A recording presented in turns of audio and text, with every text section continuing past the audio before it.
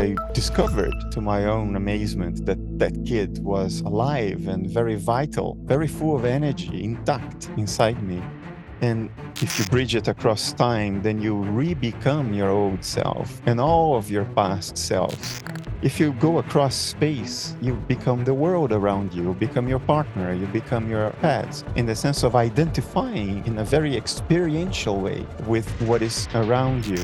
All of that drama, all of that past culminates and exists in you, in me, right now. If we really live this, really absorb and integrate this understanding, life becomes thicker. And then you realize that the question you would ask yourself only then is the question we must ask ourselves right now, because it's the only question that matters. What is this for? Why are we here? It's extraordinary to know that I'm saying this to you in complete sincerity. I am grateful for the act of sheer insanity that almost drove me to suicide twice.